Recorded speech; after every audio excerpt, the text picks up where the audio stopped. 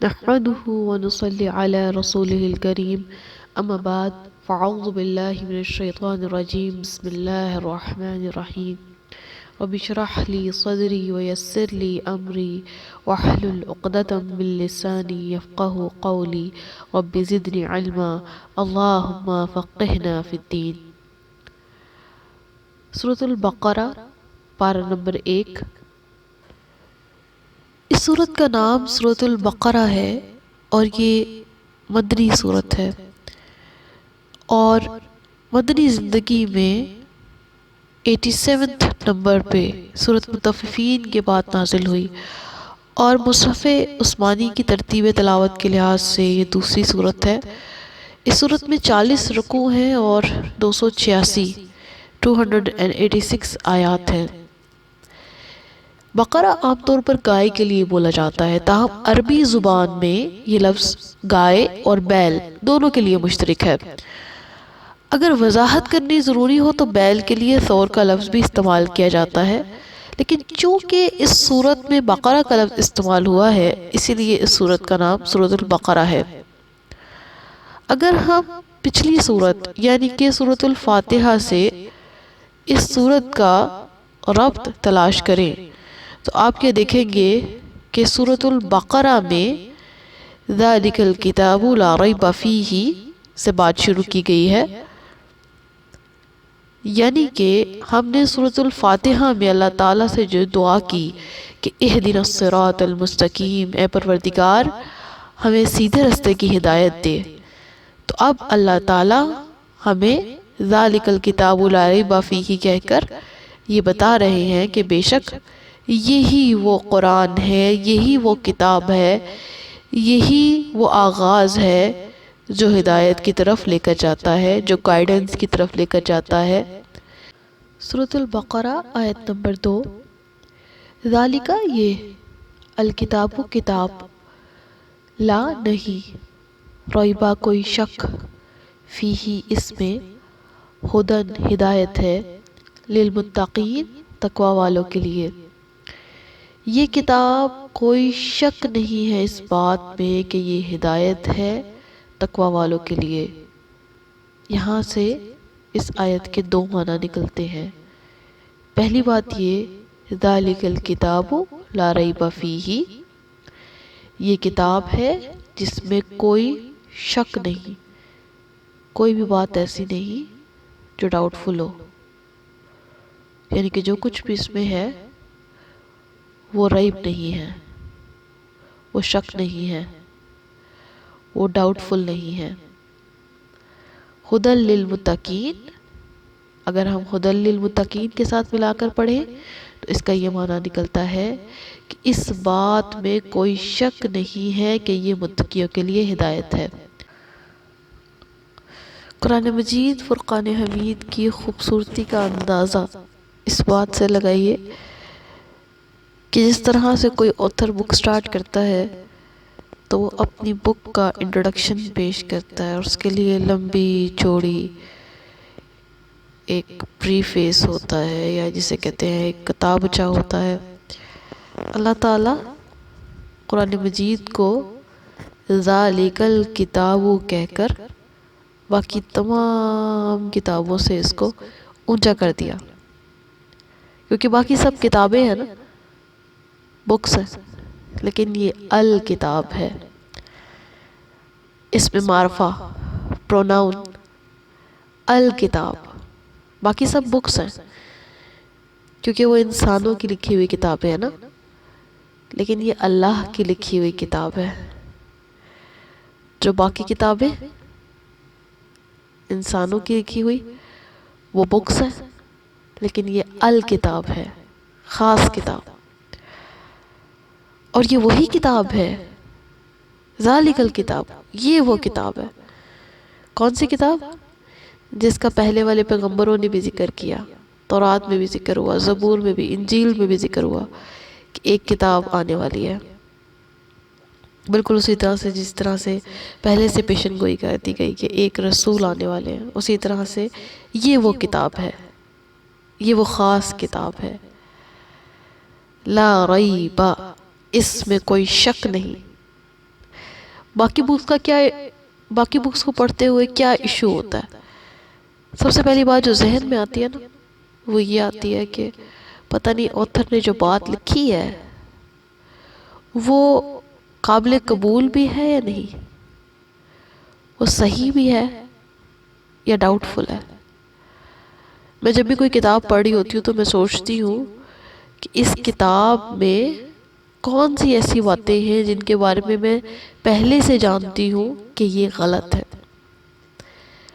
اگر مجھے کوئی ایسا نقطہ مل جائے جس سے مجھے پتہ چل جائے کہ یہ کتاب میں یہ باتیں ہیں جو کہ غلط ہیں، تو اس کتاب میں ابہام یا شک پیدا ہو جاتا ہے کہ اس کے آتھر کو اتنا نالج نہیں۔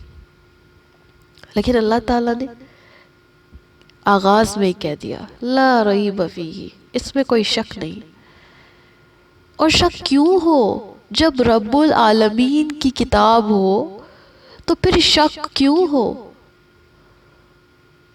جو لوگ کتابیں لکھتے ہیں، جو انسان کتابیں لکھتے ہیں، وہ بشر ہیں، وہ غلطی کر سکتے ہیں، غلطی کا امکان وہاں موجود ہوتا ہے، کم علمی وہاں ظاہر ہوتی ہے۔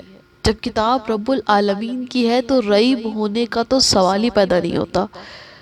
ریب مطلب شک، anything which is doubtful ہوتا ہے نا۔ ہم کتاب میں کوئی چیز اس طرح کی پڑھتے ہیں، ہم سوچتے ہیں کہ یہ تو مجھے نہیں لگتا یہ بات صحیح ہے، یہ بات صحیح ہے کیا؟ اس پہ ریسرچ کرنی چاہیے۔ ریسرچ کرنے کے بعد ہم اینڈ ریزلٹ پہ پہنچتے ہیں کہ یہ آتھر نے جو بات لکھی صحیح بھی ہے یا نہیں صحیح۔ تو کتاب پڑھتے ہوئے ایک سب سے بڑا ایشو یہ ہوتا ہے کہ there might be things which are doubtful۔ تو اگر وہ ڈاؤٹفل چیزیں مل جائیں تو کتاب ویسے ہی کتاب سے دل اٹھ جاتا ہے۔ اللہ تعالیٰ پہلے ہی اپنی کتاب کا تعارف اتنے بہترین طریقے سے کروا رہے ہیں کہ لا ریب فیہ، اس میں کوئی شک نہیں ہے۔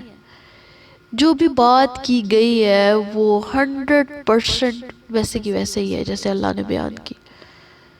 رب العالمین کی کتاب ہے، اس ذات کی، اس ہستی کی کتاب ہے جس کے علم پہ کسی کو 1% بھی شک نہ ہو سکتا ہے، نہ ہونا چاہیے۔ یعنی کہ ہمیں ریسرچ کرنے کی ضرورت نہیں، ہمیں ریسرچ کرنے کی ضرورت نہیں، بس اطاعت کرنے کی ضرورت ہے۔ فیہ، اس میں ہدن، ہدایت ہے، للمتقین، تقوی والوں کے لیے۔ سورۃ الفاتحہ میں ہم نے دعا کی تھی نا، اہدنا الصراط المستقیم، اللہ تعالیٰ ایک سٹیپ ہمیں آگے لے کے چل رہے ہیں۔ ہدن للمتقین، یہ ہدایت ہے تقوی والوں کے لیے۔ یہاں پر اللہ تعالیٰ نے بتا دیا کہ for whom this book is، for whom this guidance is۔ جیسے ہر کتاب میں یہ لکھا ہوتا ہے کہ یہ کتاب کن لوگوں کے لیے۔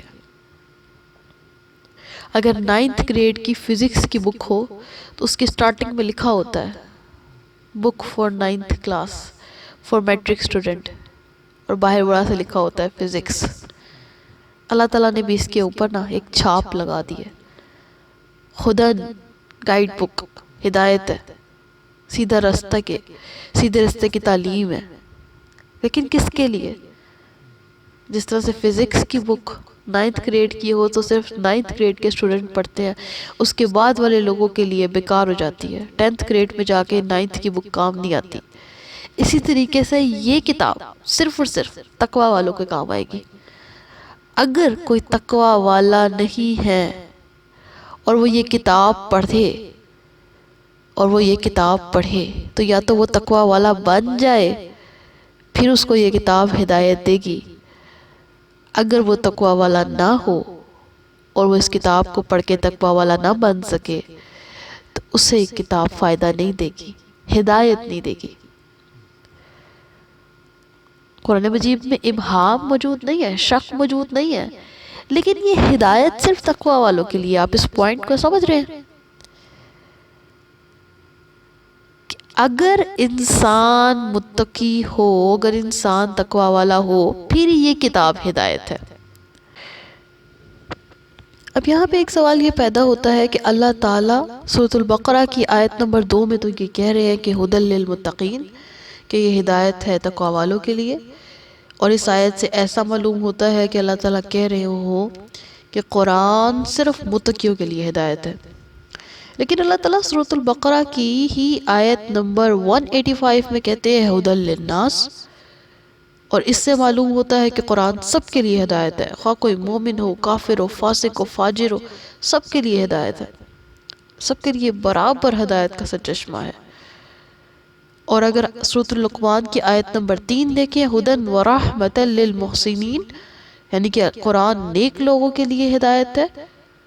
اور اگر سورۃ یونس کی آیت نمبر 57 دیکھیں تو اس میں اللہ تعالیٰ فرماتے ہیں ھدی ورحمۃ للمؤمنین، مومنوں کے لیے ہدایت اور رحمت ہے۔ تو بظاہر ایسے لگتا ہے کہ جیسے قرآن مجید میں تضاد موجود ہے، ایسی بات نہیں ہے۔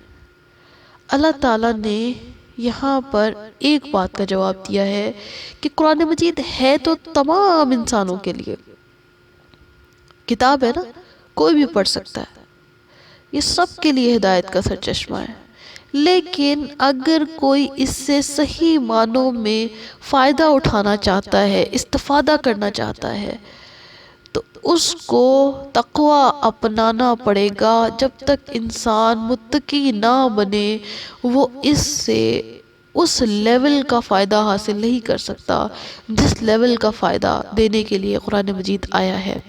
یعنی اگر آپ چاہتے ہیں کہ قرآن مجید آپ کو کمال درجے کا بہترین انسان بنائے، صحیح معنوں میں ہدایت دے، تو آپ کو متقی بننا پڑے گا۔ تو پڑھتے سب لوگ ہیں، لیکن اس سے صحیح معنوں میں فائدہ اٹھانے والے کون ہیں؟ ھدی کون ہے؟ ھدی للمتقین، متقیوں کے لیے یہ صحیح گائیڈنس ہے۔ اب سوال یہ پیدا ہوتا ہے کہ متقین یا تقوی کہتے کسے ہیں؟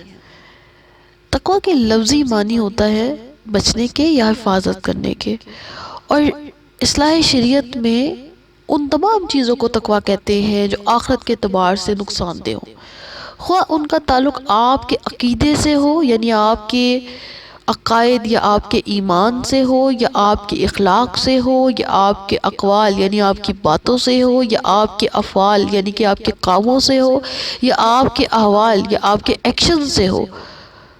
اس کی وجہ یہ ہے کہ جس طرح سے نقصان کے مختلف سٹیجز، مختلف لیولز، مختلف درجے ہوتے ہیں، اسی طریقے سے تقوی کے بھی مختلف لیولز ہوتے ہیں۔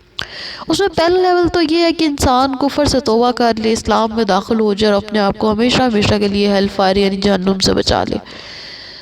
دوسرا یہ کہ انسان اپنے آپ کو ہر طرح کے صغیرہ اور کبیرہ گناہوں سے اور اس کے اصرار سے، یعنی کہ بار بار اس کو ریپیٹ کرنے سے اپنے آپ کو بچا لے، کہ آپ نے ایک تو گناہ کرنا نہیں، چھوٹا ہو یا بڑا، اور اس کو ریپیٹ بالکل بھی نہیں ہونے دینا تاکہ وہ آپ کی ہیبٹ نہ بنے۔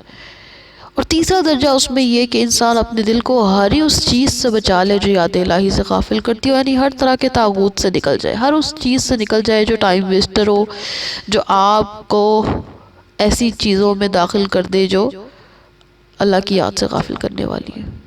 تو یہ تقوی کے درجات ہیں۔ لیکن اگر اس کو مثال سے سمجھے تو نبی کریم صلی اللہ علیہ وسلم کے دور میں حضرت ابی بن کعب رضی اللہ تعالیٰ عنہ بڑے قاری تھے۔ حضرت عمر فاروق رضی اللہ تعالیٰ عنہ نے ان سے پوچھا کہ تقوی کا معنی کیا ہے، تو انہوں نے جواب دیا کہ کیا آپ کو کبھی ایسے رستے پر چلنے کا اتفاق ہوا جس میں ہر طرف کانٹے دار جھاڑیاں ہوں؟ تو انہوں نے جواب دیا ہاں، بہت دفعہ ایسا رستہ پر چلنے کا اتفاق ہوا ہے۔ تو حضرت ابی بن کعب رضی اللہ عنہ نے کہا کہ پھر آپ نے وہاں کیا کیا؟ حضرت عمر فاروق رضی اللہ عنہ نے فرمایا کہ میں نے اپنا دامن سمیٹ لیا اور پوری کوشش کی کہ کانٹے میرے جسم کے کپڑوں میں نہ الجھنے پائیں، اور میں سلامتی سے ایسے رستے سے نکل گیا۔ حضرت ابی بن کعب رضی اللہ تعالیٰ عنہ نے فرمایا فذالک التقوی، تقوی اسی کو کہتے ہیں کہ انسان دنیا میں پھیلے ہوئے کفر و شرک، گمراہی، بدعت اور دیگر خرابیوں سے انسان بچ کر نکل جائے، اور جو شخص ان تمام برائیوں سے بچ کر نکل گیا وہی متقی ہے۔ امید ہے اب آپ کو متقی لفظ کا مطلب سمجھ میں آ گیا ہوگا۔ حضرت حسن بصری رحمۃ اللہ علیہ کہتے ہیں کہ متقی وہ شخص ہے جو اپنے فرائض کو پورا کرے اور ہر طرح کے حرام سے بچے، وہ متقی ہے۔ اب اللہ تعالیٰ کیا کہہ رہے ہیں؟ ذالک الکتاب لا ریب فیہ، کہ پہلے تو یہ بات کنفرم ہے کہ یہ جو کتاب اللہ نے بھیجی ہے اس میں کوئی شک نہیں ہے، کہ لاکھوں لوگ شک کرتے ہیں اور وہ اسے کلام الہی مانتے بھی نہیں ہیں، لیکن اگر وہ انصاف کے ساتھ کام لے تو ان کا شک بالکل بھی نہیں ٹھہر سکتا۔ اللہ تعالیٰ نے قرآن مجید میں فرمایا نا وَإِن كُنتُمْ فِي رَيْبٍ مِّمَّا نَزَّلْنَا عَلَىٰ عَبْدِنَا، کہ اگر تم شک کرتے ہو کہ جو کتاب ہم نے اپنے خاص بندہ محمد صلی اللہ علیہ وسلم پر اتاری ہے تو اس جیسی ایک صورت لے آؤ، اور اگرچہ اپنے سارے مددگاروں کو بھی بلا لو، اگر تم سچے ہو تو بھی تم ایسا ہرگز نہیں کر سکتے، اور اگر نہیں کر سکتے تو اس آگ سے ڈرو جس کا ایندھن انسان اور پتھر ہیں۔ سورۃ البقرہ کی آیت نمبر 23 ہے یہ۔ تو قرآن کریم کا یہ چیلنج تو موجود ہے اور آج تک قائم ہے، اگر کوئی شخص قرآن جیسی ایک چھوٹی سے چھوٹی صورت بھی نہیں لا سکا تو قرآن مجید کے کلام اللہ ہونے میں شک کی کوئی گنجائش نہیں ہے۔ اور ویسے بھی جب اللہ تعالیٰ نے قرآن اتارا تو اللہ تعالیٰ نے قرآن مجید کی حفاظت کا ذمہ یہ کہہ کر خود لے لیا، اِنَّا نَحْنُ نَزَّلْنَا الذِّكْرُ وَإِنَّا لَهُ لَحَافِظُونَ، کہ بے شک ہم نے قرآن اتارا اور ہم ہی اسی کے محافظ ہیں۔ سورۃ الحجر کی آیت نمبر 9۔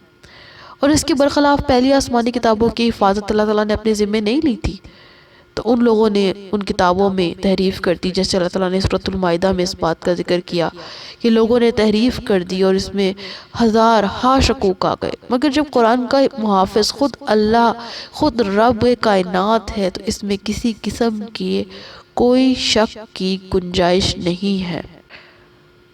اب اگر پھر سے ہدی للمتقین کے ترجمہ کو دیکھیں تو قرآن مجید تو تمام لوگوں کے لیے، تمام جہانوں کے لیے ہدایت ہے، تو یہاں پر ہدی للمتقین کہنے کا معنی کیا ہے؟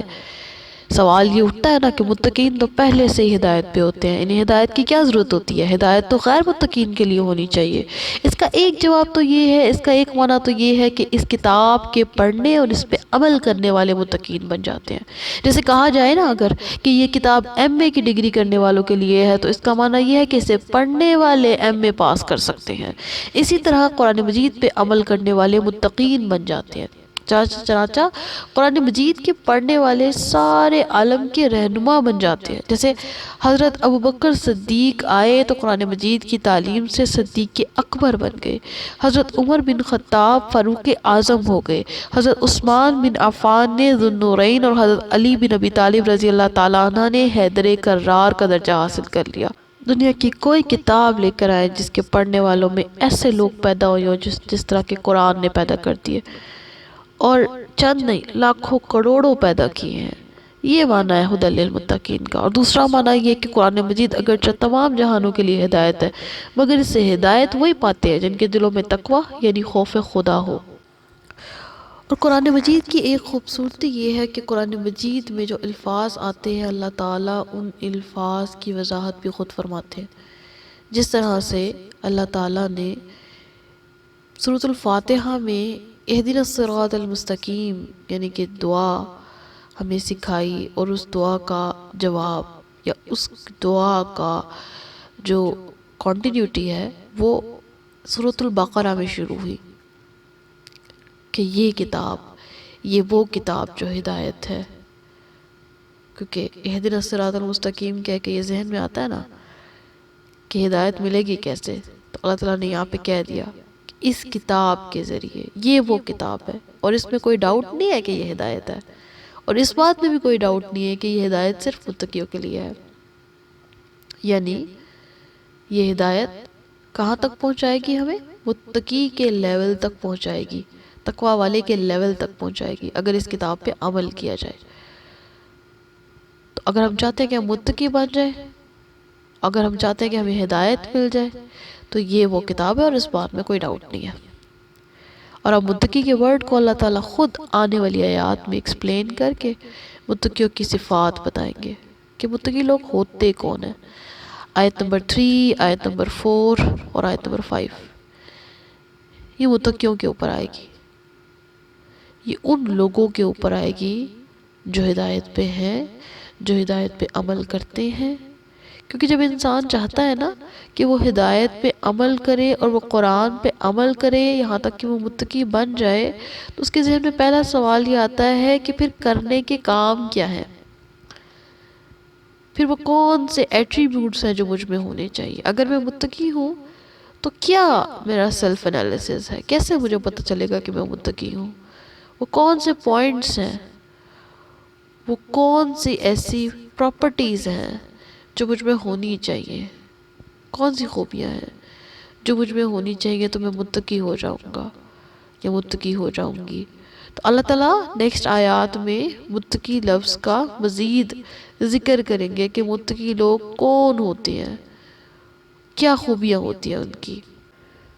میری اللہ تعالیٰ سے دعا ہے کہ اللہ تعالیٰ ہمیں اس کتاب کے ذریعے ہدایت حاصل کرنے، سیدھی راہ پہ چلنے اور متقین کی صفات اپنانے کی توفیق عطا فرمائے.